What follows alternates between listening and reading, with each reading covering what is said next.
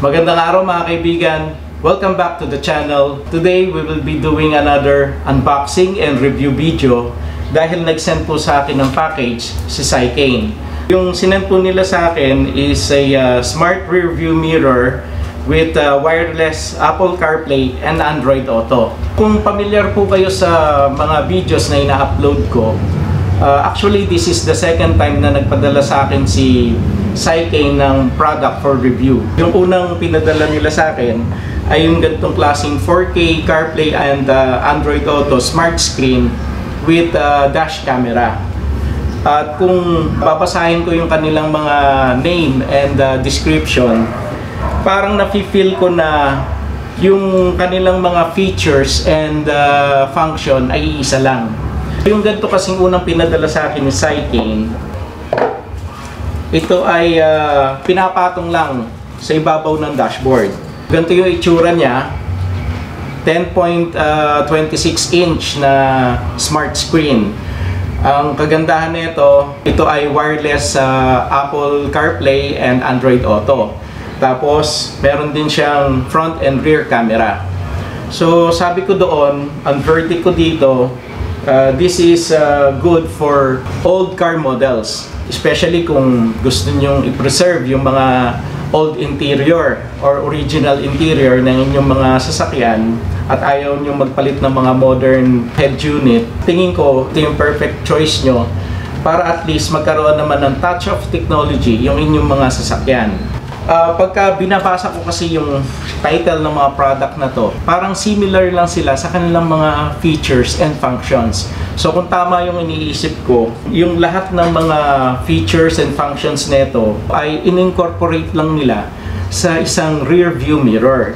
So kung ganun man ang item na ito, sa tingin ko mas malaki yung customer nito. Kumbaga yung selling point nito, mas maraming customer ang makakagusto nito. Actually, hindi naman lahat ng mga bagong sasakyan ngayon ay equipped ng latest technology. Usually, yung mga higher or highest trim models lang ang full pack ng mga latest technology. Yung mga lower trims or mid-trim levels, karamihan dyan yung mga rear view mirror nila is still yung mga ordinary. Katulad po dito sa akin, this is a mid-range model. Ordinary lang din yung aking rear view mirror. Hindi pa yan included ng mga 360 camera, reversing camera, at saka yung auto dimming. Same as dun sa mga bagong sasakyan ngayon. Pagka lower trim at mid-trim level yung makukuha mo, ordinary lang din yung mga kasama niya na rear view mirror. In which, kung sakasakali man, sa tingin ko, yun yung magiging selling point ng bagong product na ito ng Cycane. So, excited na po ako na i-unbox natin to. Check natin ano ba yung itsura niya. At ganun din, check natin yung initial specifications na makikita natin sa kanya. So, tara samahan niyo po ako. Unbox natin to. Kung interested po kayo na mag-upgrade sa smart rear view mirror, and if you like to know more about this product, I will include the product page in the description box together with my coupon code. So ganito yung itsura ng kanyang box. Walang mga naka-print sa gilid. Plain black lang. Check natin yung loob. Ito yung ating smart rear view mirror. So mamaya na natin buksan. Check muna natin kung ano yung mga laman ng box.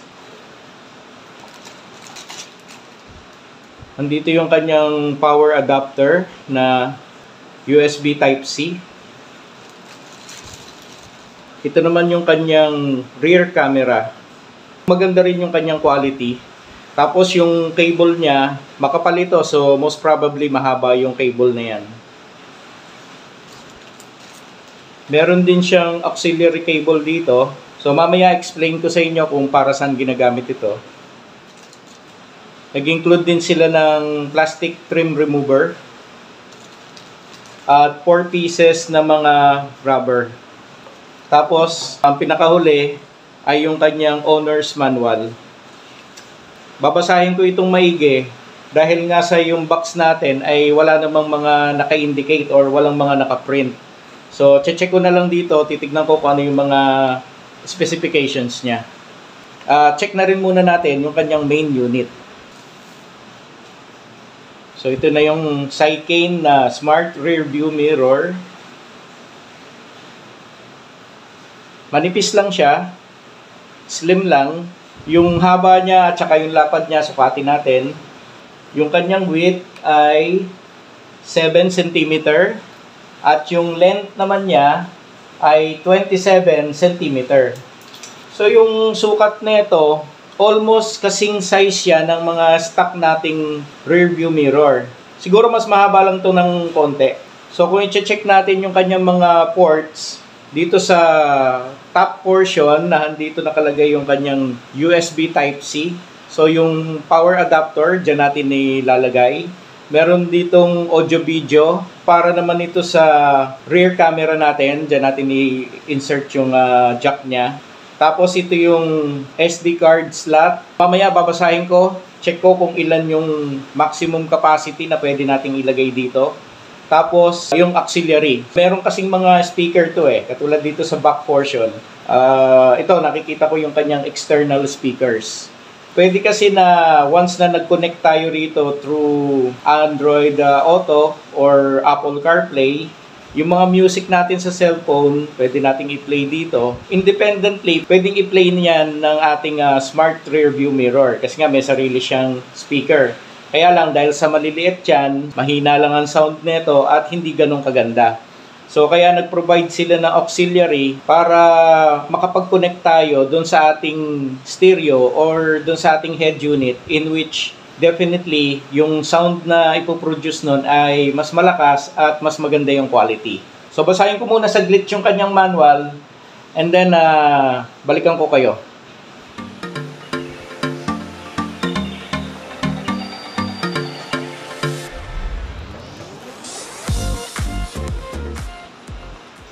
According dito sa kanyang owner's manual, yung screen ng ating smart rear view mirror ay IPS na Full HD.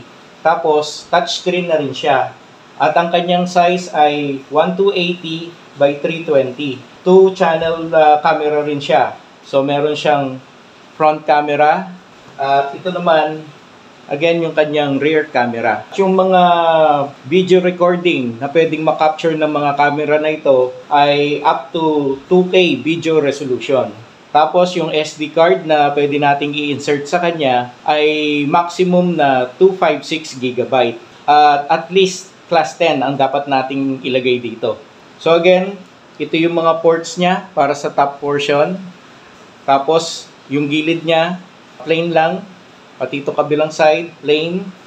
Dito sa bottom part niya o yung ilalim, dito naman natin makikita yung kanyang power button. Tapos yung dalawang maliit na butas na yan ay para sa kanyang microphone. Yung screen niya, medyo malabo kasi meron pa yung screen protector. So pag tinanggal natin, ganyan siya kalinaw. Parang normal na salamin. Kaya lang, babalik ko ulit itong screen protector niya for the meantime dahil marami pa tayong gagawin dito Gusto kong i-install to, initial installation sa aking Nissan Navara para mapagana lang natin. Kasi gusto kong makita kung gaano kalinaw yung kanyang video at yung kanyang screen. Ganun din, gusto kong makita yung mga menus dito. Tignan natin kung ano ba yung mga features na meron dito sa ating Cycane Smart Rear View Mirror. Yung back portion pala niya, again, andito yung mga external speakers. Tapos, meron siyang ventilation dito para sa heat dissipation. May maliit din siya ritong butas. Probably para sa reset yan. Itong mga hooks na to, yung 4 na hooks na yan, dyan kinakabit itong mga rubber na ito. Shoot mo lang yan dyan. So parang nakaipit na ganun sa loob. Tapos ang kagandahan din nga pala dito sa main unit natin, na-adjust itong kanyang camera. Pwede nating i-push to papalabas. Punta naman tayo dun sa Navara, install natin initially. Check na natin to. Andito tayo ngayon sa loob ng aking Nissan Navara at gawa natin ng temporary installation itong ating Smart Rear View Mirror. Yun nga palang kanyang rear camera, inuna ko nang ikinabit dito sa likod. At yung kanyang cable, hinang ko lang yan dyan hanggang makarating yung kanyang dulo dito sa unahan. So next na gagawin ko, lagyan ko na ng rubber yung mga hook neto.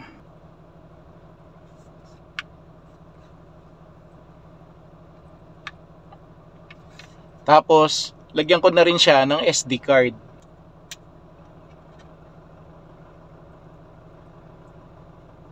Bago ko ikabit itong ating unit, i-adjust ko lang itong kanyang camera, ilabas ko lang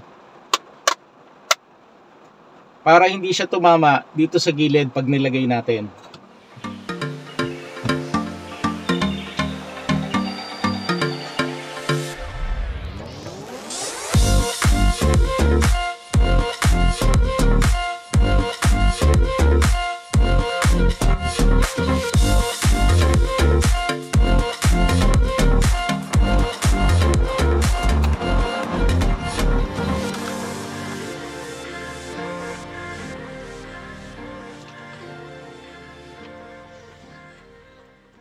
Meron akong power socket dito sa aking dashboard. Dito ko na lang muna ikakabit yung kanyang power adapter.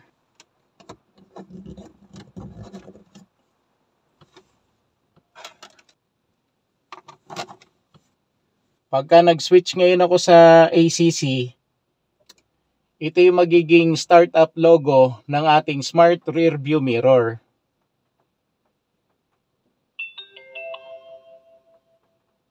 Yan yung mga menus niya. So meron tayo ritong CarPlay, Android Auto, DVR, playback, at audio output. Tapos dito sa side, may home, siguro brightness ito, tapos audio at saka settings. Dito sa kanyang CarPlay, ito yung ating pipindutin kung gusto nating mag-connect yung ating mga iPhone. At may mga steps dyan para makakonect kayo doon. Okay? So ako wala naman akong iPhone, Android lang yung sa akin. So dito naman ako magko-connect. Switch to Android Auto Mode. Since yung default nito nakalagay siya sa iPhone, so switch lang tayo sa Android. So sa Android may mga step din siya. Connect device to Bluetooth. So i-pair nyo lang yan. Open lang natin yung ating Bluetooth, tapos i-pair natin at andito naman yung kanyang device name . Try nating mag-pair. Open ko yung Bluetooth ko, punta ako sa settings, tapos search ko yung kanyang device name.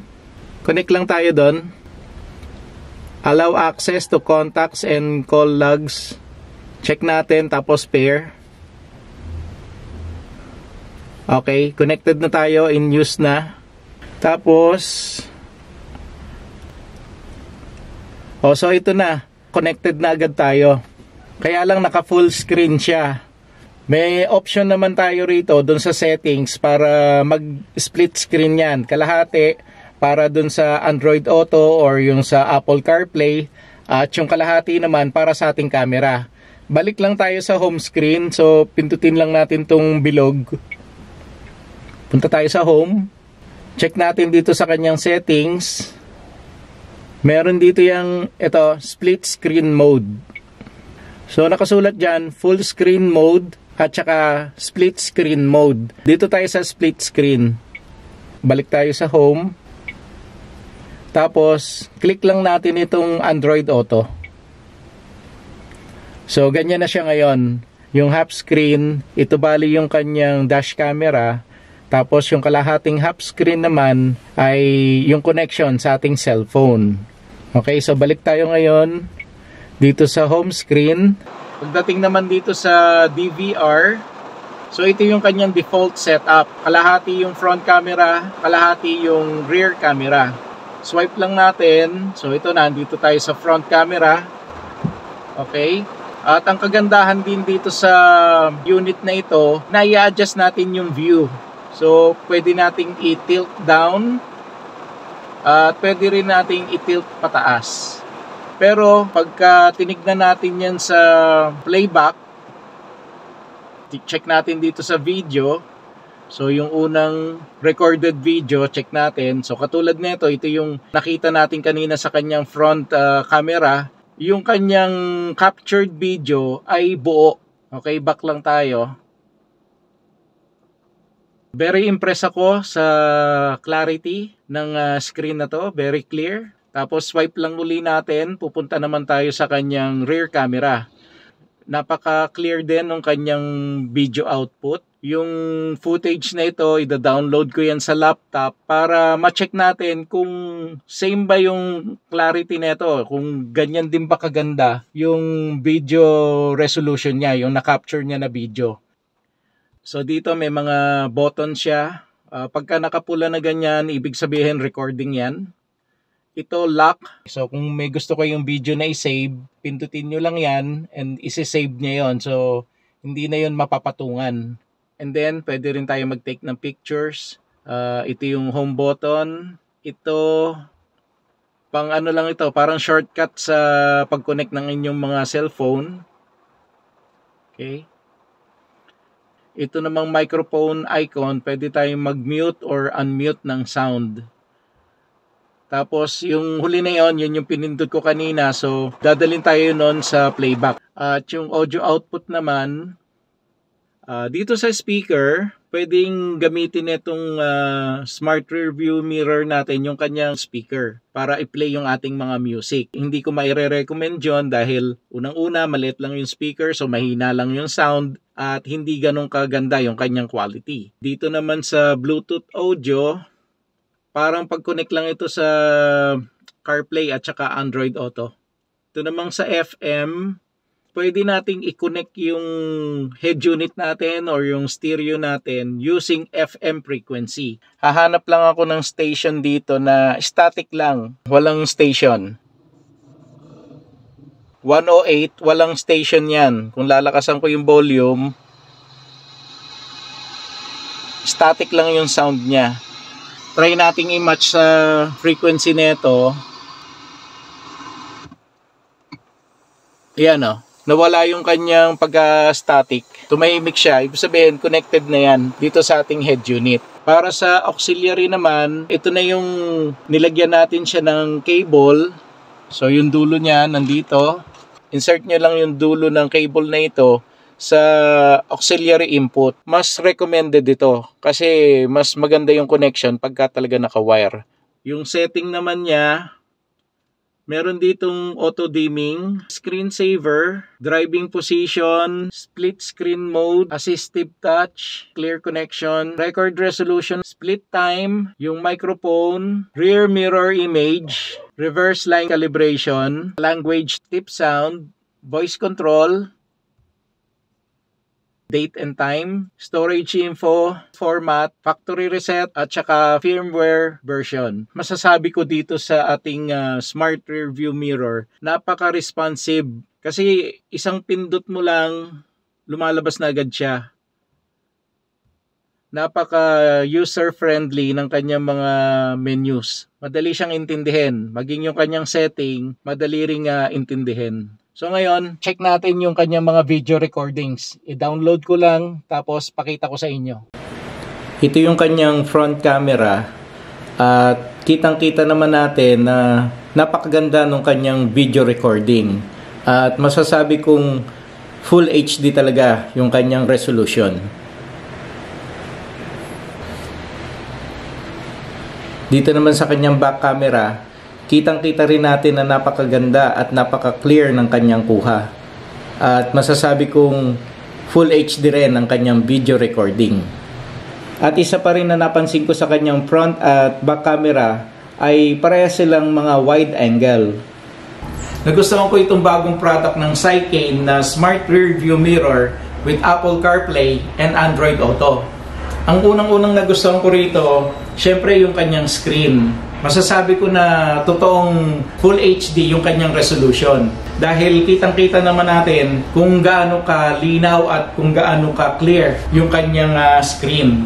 Ganon din yung kanyang front camera at saka yung kanyang back camera. Masasabi kong tunay na full HD video recording. Nagustuhan ko yung kanyang pagiging touch screen dahil very responsive siya. Wala siyang lag. Tapos yung slim design niya at saka adjustable na front camera. So may recommend ko ba yung product na ito? Definitely yes. At hindi lang para sa mga old car models. Maging sa mga brand new car owners, pwede rin po ito. Especially kung yung mga nabili nyo sasakyan ay nasa base model or mid-trim levels. Kasi for sure, yung mga kasamang rear view mirror niyan ay ordinary or standard lang. And kung mag-upgrade kayo sa ganito, sigurado ma-enjoy nyo yung inyong riding experience and as well as your ownership experience. Sa susunod ko pong video, papakita ko sa inyo yung full installation nito dito sa aking Nissan Navara. Kung interested din po kayo sa ganitong item or kung matagal na po kayo naghahanap nito, again, ilalagay ko po yung product page nito sa description box together with my promo code. So sana po, nagustuhan niyo yung video natin ngayon. And please like and share this video. Ganun din, kung hindi pa po kayo nakasubscribe, please subscribe to my channel. And also don't forget to click the notification bell para lagi po kayong updated every time na mag-upload ako ng bagong video. So mga kaibigan, marami pong salamat. And I hope to see you again on my next video. God bless.